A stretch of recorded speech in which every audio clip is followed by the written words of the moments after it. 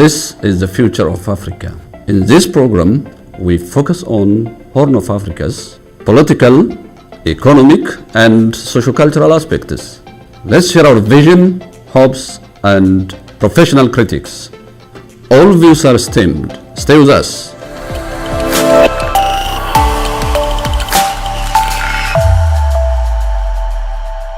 Mr. Idris, welcome to this program. Thanks for inviting me, Professor Hussein. I really appreciate for the chance. Great. Today we'll be discussing a lot of things, and we'll start our discussion by looking at the peace talk. And as you know, the conflict between the TPLF and the federal government of Ethiopia did get due attention over the past couple of months, and things are moving well following the peace talk. And as opposed to this, as you know, the conflict in Oromia has been aggravated, and continuous war is going on aggressively. Parallel to this, the president of Oromia regional state suggested a peace talk, and I think that's a good step. And what do you think about it? Thanks for this question. First, I think it's good to start from the good spread. It's good for TPLF and the Ethiopian federal government to reach an agreement. That is, even though it is through, a lot of international pressure, that is from international community as well as African Union, that peace negotiation happened after a lot of unnecessary sacrifices. Different sources indicated that more than 600,000 people were dead, and there was a massive catastrophic infrastructure damage and eviction. So, but it's still, we have to recognize that, and it's a good move. Now from agreement they have started, a partial implementation. But still, even in that regard, there are a lot of issues. There are a lot of difficult issues ahead, like determining the internal border between Amhara region and the Tigray. That is the case of this Walqait. Yep. And that there is, big elephant in the room, the Eritrean government. These forces are still in Ethiopia, not totally withdrawn from Ethiopia. So different sources, implicated the Eritrean government, committed war crime and the crime against humanity. So the accountability issue is still there. Who is gonna, accountable for all those, war crimes and the crimes against humanity, including the Ethiopian government forces, from the TPLF side, what happened in Amhara and Tigray and Afar region. The Eritrean government is there, the Amhara special force and the FANO are there. So accountability is very important for that country to go ahead. So that issue is still there. Then the reconstruction issue is still there. As we have said, the infrastructure is totally collapsed. But we have to recognize that, because at least the Tigrayan people get food and the medication, as well as the other basic services. That is good. But when it comes to the war in Oromia, it is still alarming. The war started, way ahead before the war in Tigray, and it's still going on. Even though there are, different internal and external calls for the war to be addressed through negotiation, like what happened in Tigray. So recently, the member of parliament, especially from Oromia, significant number of member of parliament, wrote a letter to Prime Minister Abiy Ahmed and to the heads of the parliaments.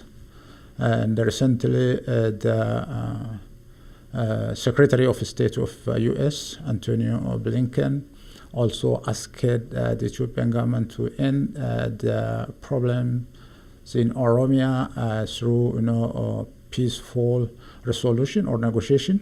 That is good move. But I don't buy the call of President Shimalis, because We haven't seen, any practical, tangible, measures taken by the government, even since he addressed that to the Chafe. Because, recently the Ethiopian government, renewed this call to just resolve the issue with the OLA through forcefully. And at the beginning of January, they just claimed they overtook a certain village from OLA in southern parts of Oromia, that is in Guji zone. And OLA also, they said that they just broke into the prison and they freed about around 500 political prisoners. So the war is going on.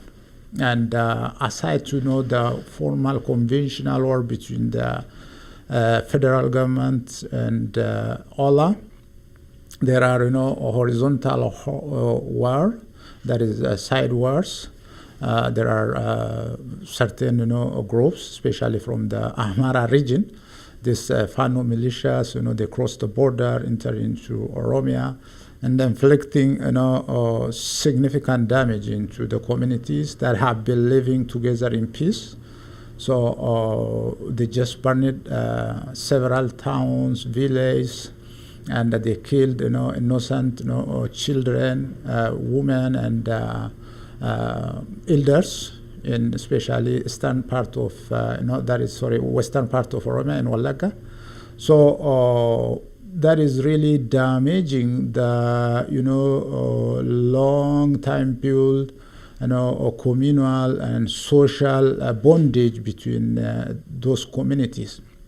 The Amhara community during the drought in Wallo and in parts of Gondar moved to Oromia and massively settled there, and that is their country. The Oromo hosted them, and then they intermarried, and they have good social relationship. Or they are living together as neighbors, and there was a big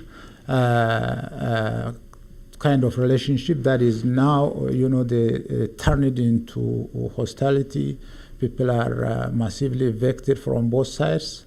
So there are a lot of issues happening in Oromia. So I don't buy the call by President Shimalis because I believe it's just to cool down the member of parliament.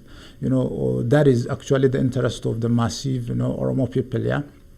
Yes, but let's make it more specific, okay? Mm-hmm. As the government, okay, it's good to show that kind of gesture if it is genuine, okay? We should promote that if it is genuine, and as you said, but there is also interest from the other side, and the reaction to OLA, for instance, they requested for the involvement of the federal government and the involvement of third party, and there are also some concerns in terms of naming and so on. Mm-hmm. How do you see this part? Yeah, we really, if they negotiate, that is the only way, yeah. There is no other way. You cannot solve political problems through military actions. You can never solve that. You can learn from what happened in Tigray after the massive causality. At the end of the day, they have to come to the negotiation table and negotiate. They should just learn from that and pursue the same way. That is good. But practically, when you see what is going on the ground, things do not, implicate. Yep. They're gonna come, in that terms, soon or easily. But at the end of the day, it could be, 1 year, 2 years, or 10 years. The political issues or political problems gonna, settle only through political mechanism, political solutions. Yeah. So, but for instance, if you take there are OLF leaders who just detained 2 years ago, more than maybe 2 years ago, and there are other, the youth massively detained for supporting OLF. They are not released yet. For instance, if you take the case of the leaders, They were freed by the court several times, but the police still, hold them. So if the government is really committed for peaceful negotiation, they have to take at least certain, practical actions that can build trust and at least convince the other side too. So I think it is buying time from the practical, that is the tangible information I have from inside, from there, as well as from what you can see on the ground. It's just to cool down the public, international community, and even their own members. Majority of actually the Oromia Prosperity Party members, they want this thing to be end peacefully, but they wanted to just settle them down, to cool them down. Otherwise, what is going on the ground doesn't show that, and that's why I say think that. that's true. Practically nothing has been happening. Yeah. Yes. But what I wanted to emphasize is that they can never solve the political issues forcefully, and that is not only maybe you can defeat all those children, but there are significant Oromo's interest, Oromo questions in that move. Yeah, the Oromo had self-rule question. There is justice, questions for justice, questions for freedom, for fair distribution of resources, and fair participation in federal institutions, tackling or managing corruption and democracy. Yeah?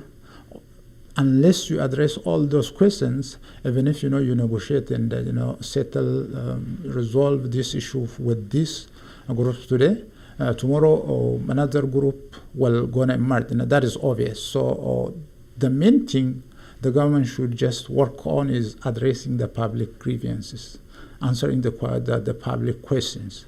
So that is yes, that's true. The challenge, the problem is beyond the conflict between the two parties. Sure. We are talking. Sure. It's a challenge between the people and the government, who is leading the people itself, because the questions raised by 2018 and even before that, they were not addressed for that matter. And usually I refer to those questions. Okay. Sure. So unless you respond to those questions, the problem could not be solved, as you said. Let's again hammer on the same point. Recently, members of parliament, in fact, from Oromia region, also wrote a letter to African Union to interfere perhaps and solve the problems through peace talk, similar to the conflict in the northern part of Ethiopia. How do you see this? Even the parliament members from Oromia regional state wrote a letter to the African Union. What does that mean in terms of diplomacy? I mean, you are an expert on that. Yeah, that is good diplomacy actually, and it is a good move in the right direction. So it is genuine demand. If you just care about your country, if you care about your future for the generation to come, so you have to ask that kind of, that is their responsibility as a member of parliament, and that is the highest body in that country. Yeah? So they have that kind of responsibility. And the international community, African Union, the UN, should also address that issue the same way they did the one in Tigray, because there is no partial peace, and Oromia is the center of Ethiopia. You cannot sustain peace, development, and you cannot bring democracy and the stability while the core, the center of the country is on fire. So that is good question. It's late, but it's still it's right move. But they have to take it serious, the African Union, and we have to learn from what happened in Tigray. Sure. We don't have to wait until millions die, until 2 million evicted or 5 million fled to neighboring countries. So that itself was, a very, regrettable, unnecessary cost. So we don't need to just wait for that kind of, atrocity to happen again. And the African Union really need to take that demand, the question from the member of parliament, and they have to work on it. And at the same time, it is not only, I don't expect that kind of call, not only from a member of parliament from Oromia. This piece is about Ethiopia, a member of parliament from Amhara, yes, from other all regions, has to push the government as well as ask the international community and the African Union to intervene and solve that problem as soon as possible. Otherwise, the country is on the crossroad. Yeah, as you said, the involvement of the federal government is mandatory because even the parliament labeled them as terrorists, both groups, and that should, it's something that demands the involvement of the parliament and the federal government. And the fighting itself is not only between the Oromia region special forces, yes, and OLI. Yes. It is directly between the federal government and the OLA. So, who's federal government for that matter? It's Ethiopian government at the end of the days, and at the same time, the prime minister himself is from this party, from Oromia Prosperity Party. So Oromia is his political base, and this negotiation is more important to Prime Minister Abiy in this party, that is the Oromia Prosperity Party, than even than for OLF or for OFC or for Oromo people, because if you cannot settle the problem in your political base, then you cannot settle your politics internationally, and others cannot respect you. So for Prime Minister Abiy to be, accepted as a leader of that country, has to just first clear and clean his own political base, his home, his house. Yes. I think it's important that you've raised a number of things, including accountability and so on. I know that you are a PhD candidate and on diplomacy and international affairs, and you are conducting research on, for instance, transitional justice. And in your research, can you tell us the essence of transitional justice itself, so that we'll link this to the Ethiopian context and perhaps Oromia? Yeah, transitional justice is a holistic response to a systematic and widespread human rights violations, with the objective of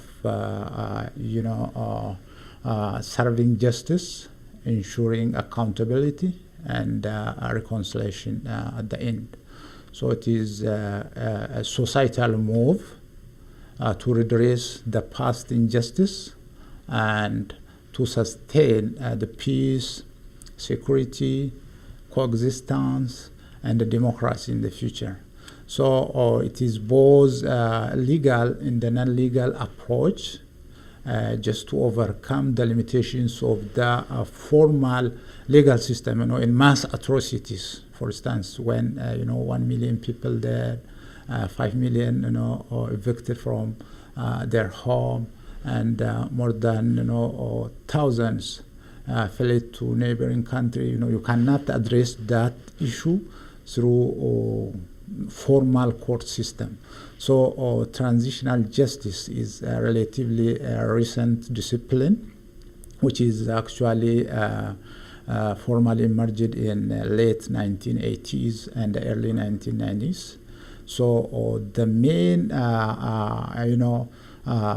objective of transitional justice is serving justice for the victims. That is a recognition in terms of reparation, that is compensation, and to build trust, that is on the rule of law, and then to ensure accountability by ending impunities like committed by the government or other organized forces. So and then prosecution follows. So from the legal perspective, there is prosecution, which end up with punishment, prosecution of perpetrators. So and then finally, the main target of the main goal, the end goal of transitional justice is reconciliation, that is building peace, stability, and then finally transition into democracy, just to sustain the coexistence of communities and to sustain a country as a political unit in the future. I guess it's a process that happens after war, crisis, and turbulences. Yeah, transitional justice mainly it happens after one of the two events, after the removal of repressive autocratic government, and or sometimes it is a transition from wartime into positive peace. So in case of Ethiopia, for instance, war ends in northern part, that is in Tigray region. So if that was the only war in Ethiopia, then it is right time to just start the transitional justice. But the problem is, there are conflicts everywhere, and the conventional war between Allah and the federal government, as well as OROMIA regional government, which is still going on. So we'll see it, but it's not right time for me to start transitional justice in that circumstance. But as we have said, transitional justice normally is after, from the repressive government to political transition into democracy, or after holistic, war, then if the communities decided to move into, positive perspective. Great. Given your experience and exposure, in fact, practical observation in what's happening in Ethiopia and Oromia, and through critical analysis of your review of literature, do you see any hope and readiness for transitional justice in countries like Ethiopia? Because, okay, there is peace talk and things are moving well in the northern part of Ethiopia. There is a war in Oromia. What is the sense of transitional justice amid these kind of things? Yeah, it's always good to be hopeful, and to give benefits of doubt for a certain program or project. The transitional justice, democracy, whatever, it is not from Almighty guidance or from what human beings created. So if human beings created and they use this for good in certain part of the world, so the other part of the world can also do that. So it is only a political commitment. So in that frame, in that regard, we can give benefits of doubt. Otherwise, the situation on the ground doesn't indicate that, because transitional justice, as we have already said, is mostly a political transition when from repressive autocratic government to democracy, when there is change in regimes, and or the second scenario is from war to positive peace, but the country is still in war. So it is the same government still ruling the country, and proposed the transitional justice. As we have said, the main element in transitional justice is accountability. So the ruling party is one of the parties inflicted or suspected for committing those crimes or atrocities. So to what extent they just transparently hand over, the big fish and leaders of the military so that they can face, courts and finally prosecuted and punished if they found out, guilty for the crime committed. So that is one scenario, one case. So I don't think it's feasible. It requires really political will and a commitment. Are they politically will and are they committed to really, because transitional justice by its nature requires, scrutiny, full scrutiny, investigation, then accountability, then objectivity, and there are a lot of elements. Punishment comes, repatriation comes, so and there are a lot of issues or principles in transitional justice. So I don't think the government is really committed for that. And the other issue in transitional justice, as we have already said, is it is societal. It mainly starts from the grassroots. So the victims participated, are they consulted, are they part of the transitional justice? Are different political parties part of this process? The societies are consulted. So the court free and fair to handle the legal aspect of transitional justice. So all these are questionable. So I don't think gonna be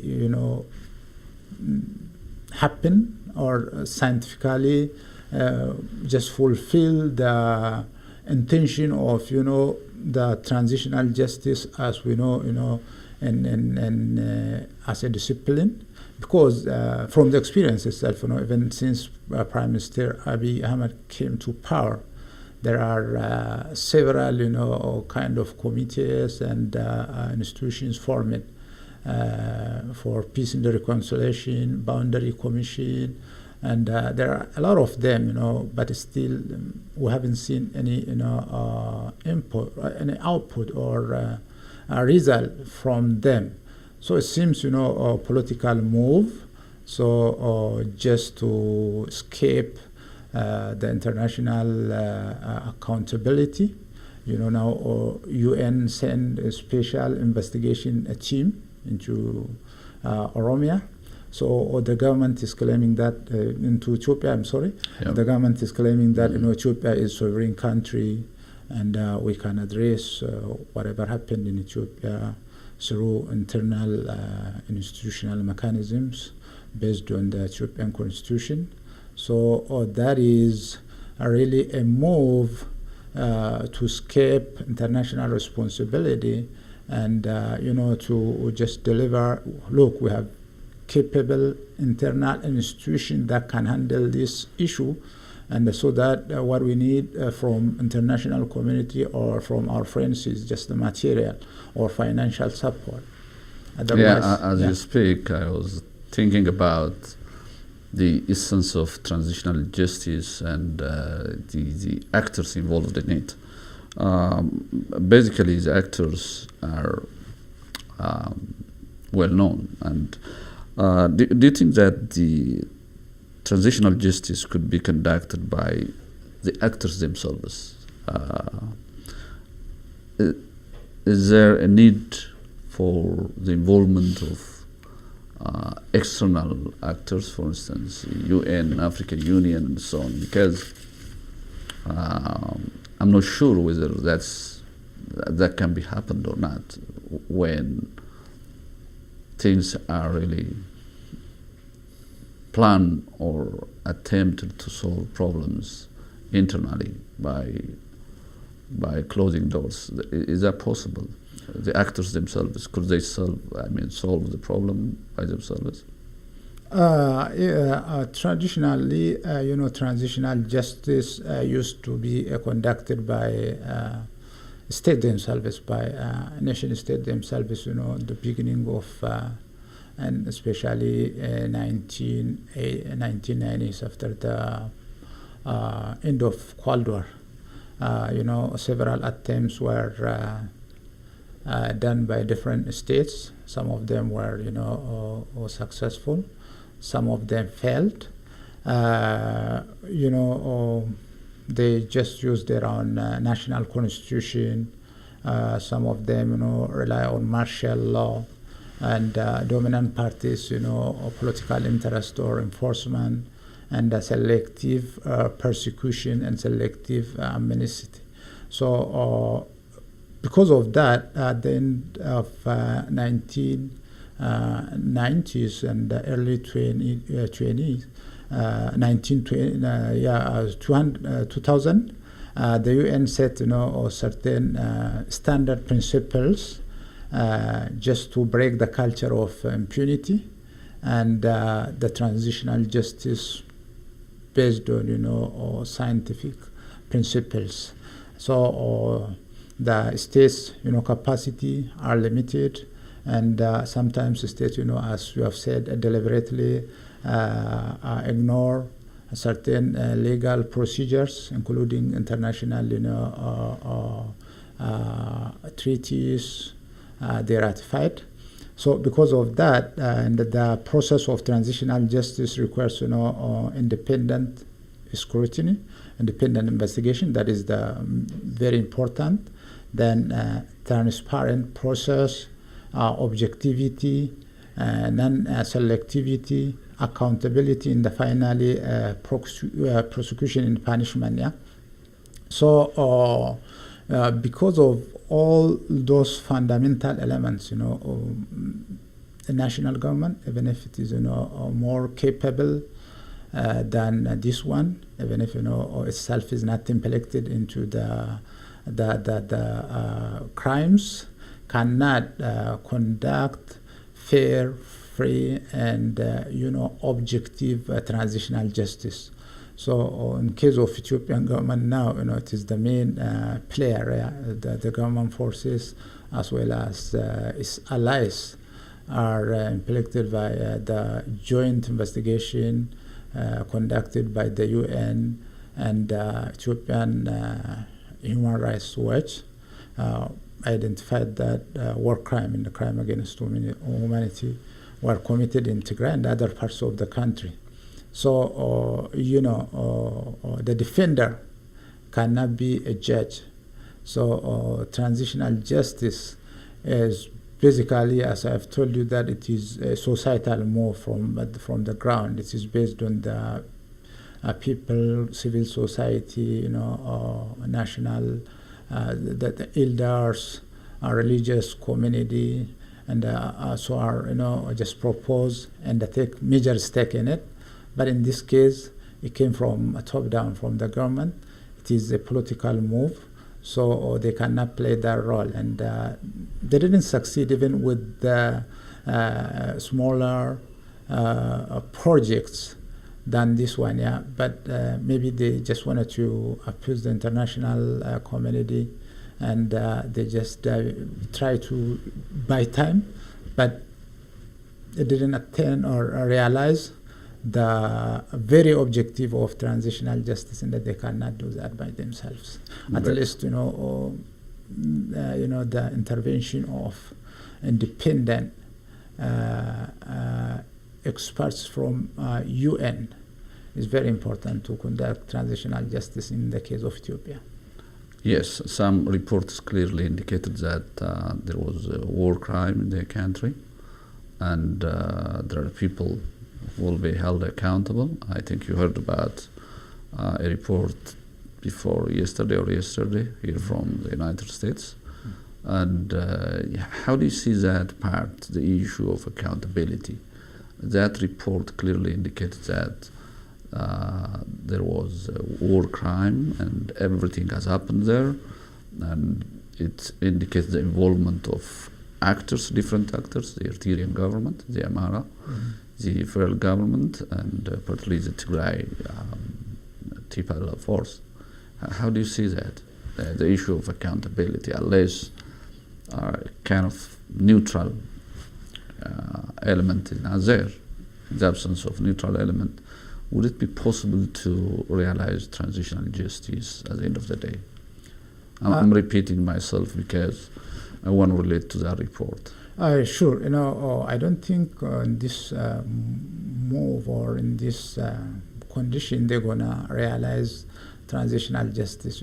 As we have said, the main goal of transitional justice is to sustain peace, security, and the coexistence of community, and to sustain that country as a nation state, so that people forget about what happened in the past, not because the government tell them forget, we did this, we did that, but all those issues addressed, and the victims are repatriated and compensated. There must be a kind of acknowledgement the atrocities happened, even to the extent of or maybe arranging or setting certain mechanisms to commemorate them in the future, so that that kind of war crime and crime against humanity will not happen again in the country. So the main reason of making people accountable and persecuted and transitional justice is not to revenge, but or not to punish them, but to just teach a lesson, so that that kind of atrocity never happen again in generations. Yeah. So that is the main essence of accountability in transitional justice. It's not to only assure a rule of law, but to assure the continuity of the coexistence of communities. The coexistence of generations in the future, in that nation state, in that political entity. There should be a lesson to be learned. So in that terms, if the government itself comes as a judge, while security forces are implemented, for the crimes, so nobody should expect, the intended objectivity. So that is the main problem. That is the main problem. Great reflection, Idris. Thanks so much. And if you have some final remark, you're gonna have a split of second. Thank you for inviting me, and I really wanted to call upon Ethiopian government and the other parties to come into a negotiation table, especially with Allah and other all political parties, as well as all concerned bodies in that country, so that to solve that political problems through more scientific and advanced way. Now we are in 21st century. It is not the time that you govern people through the gunpoint. You have to lead the country or govern the country through more scientific and advanced way. So I would like to just call upon all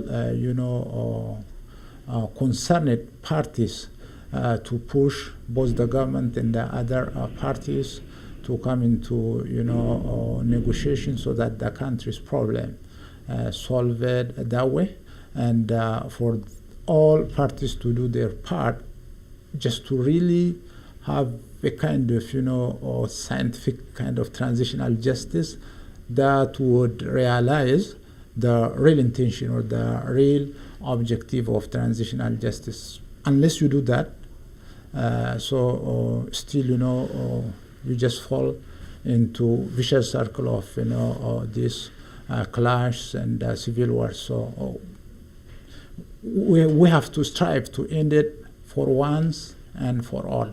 Thank you, Idris. With this, we conclude our discussion with Idris. And for those of you who have a vision, professional critics, you can come in and contact me through my Facebook. My name is Hussein Kader. See you next time. Thanks so much, Idris. Thank you for having me.